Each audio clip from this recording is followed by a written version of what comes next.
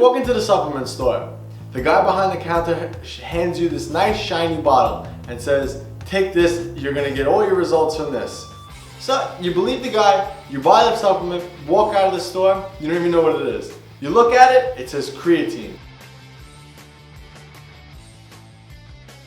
So how much creatine do you normally need in a day? You need about 5 grams of creatine a day. Pete, do you take 5 grams of creatine a day? I usually take the recommended dose, which is about 5 grams a day. You really don't need any more of that. A lot of people recommend a loading phase, which is in the beginning of taking your creatine. Usually for the first 5 to 7 days, you load anywhere 20 to 30 grams.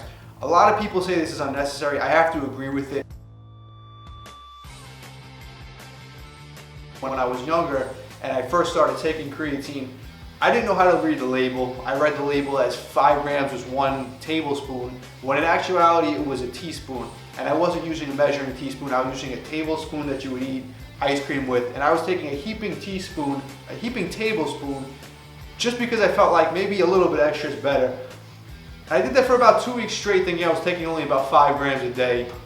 And I noticed all I was doing for that whole week or two when I was taking this obnoxious amount of creatine powder was I was just peeing all day long, and I didn't know why.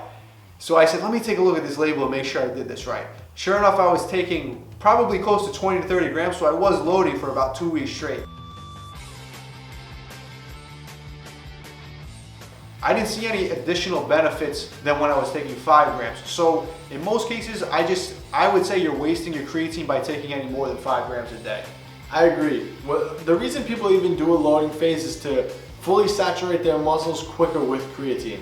But the fact of the matter is, if you just take the recommended dosage, you'll eventually get caught up with that anyway and your muscles will be saturated with it.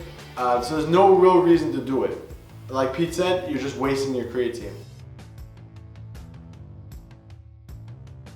You will not hold water under the skin, you will hold water in your muscles. A lot of people think that when you take creatine, you hold on to water weight. And you do, but you'll do so inside your muscle cells, which is good because it's going to make you stronger, it's going to allow you to do more reps.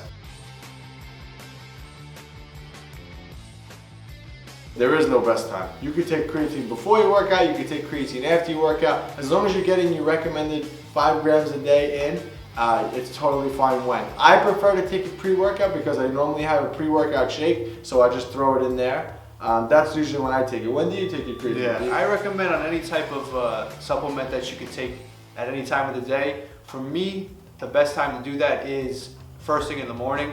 I like to take all my supplements in the morning. Stuff is like my multivitamin, my glucosamine, all my essential supplements, just because I don't want to forget it for the rest of the day. It's very easy for me in the beginning of the day, wake up, have my breakfast, whatever my meal is, first meal of the day. Then I grab my supplements, whatever pills I have to take, whatever creatine powders I have, take them at that time. It's just easy and one less thing for me to worry for the rest of the day.